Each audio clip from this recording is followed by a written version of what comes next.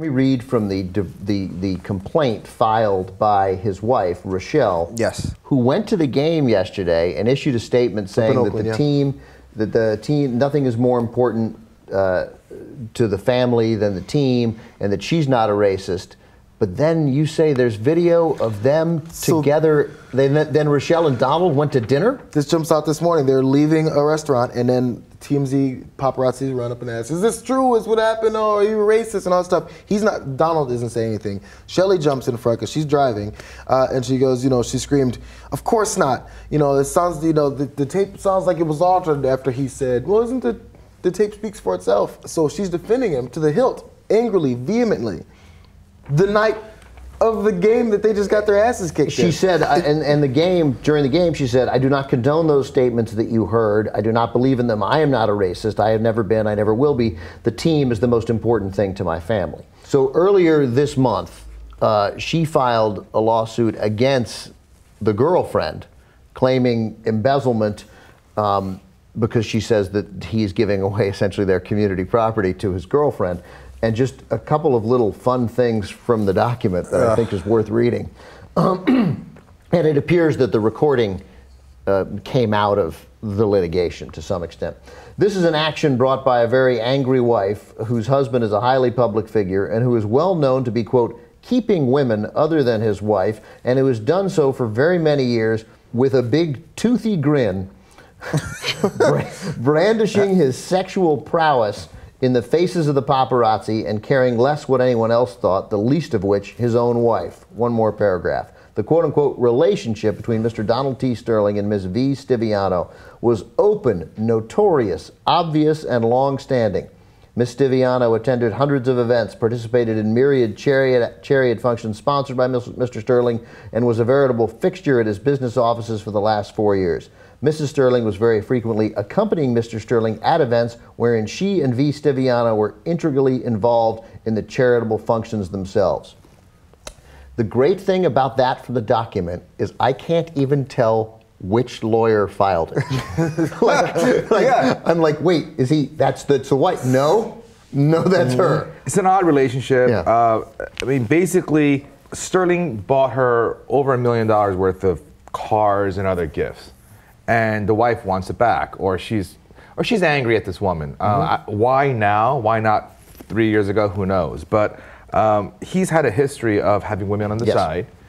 The wife is okay with it as long as she's part of the gravy train that he's providing, and he's notorious for this, for having prostitutes and mistresses and affairs constantly, and with a big toothy grin. With a big toothy grin. So it is what it is, and so this whole relationship is dysfunctional and odd. So I'm not at all surprised that she denounced him one day, and the very next day she's having dinner with him. Not even the next day. That same night. The thing is, it's dysfunctional, but sadly, it's not odd.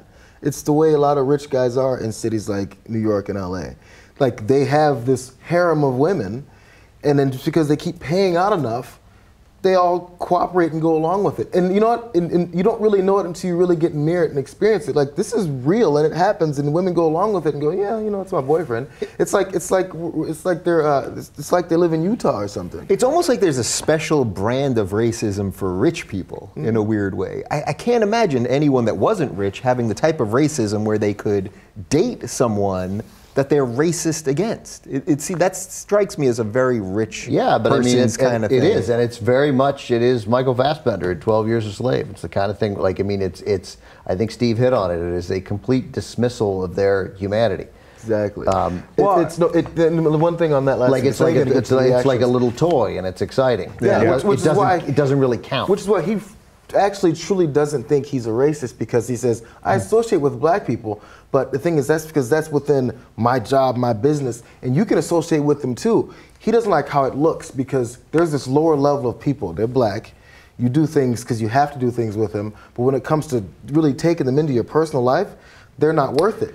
So you're supposed to be at my level because I brought you in here, so you can't bring yourself down by actually giving a shit about these subhuman creatures. So to that point, I want to go to David West's tweet. Yeah. So he had a number of great tweets. David West of the Pacers. Yes. And his best one, I thought, was, Sterling basically articulated plantation politics.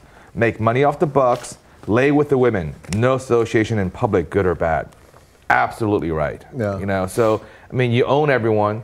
You own the players. You own the harem of women, and you come and go as you please. You do everything you want. You just want in public to maintain a certain image. What I thought was very telling about the tape, related to that point, is how Sterling was like, the worst thing to him was, I'm getting calls from my friends. Yeah. Which means his friends are particularly hideous also. That's exactly friends right. saying, look, Yeah. we got it. You have this black Latina girlfriend. You're fucking her. That's great. We're all in favor of that.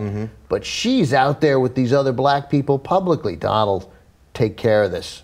Or like, what? Who are these freaking people? Where do they meet? Where do they get together and find each other? His racist friends are saying, Donald, we saw her with Magic Johnson. He's got a big dick, much bigger than your small little one. How does it make you feel? Haha, and they're laughing at it, and Donald's like, fuck you guys. Totally. I'm mad. Totally. All right, don't bring Magic Johnson to my games ever again. He's 6'9", he's a big dick. Forgetting the racist part of this, I mean, just anyone involved with basketball that wouldn't want Magic Johnson associated with everything they're doing is a fucking idiot just on that part alone. From a, if you're the Clippers owner, don't you want the biggest fuck you to the Lakers there is in the world, which is that I'm buddies with Magic Johnson? Yeah.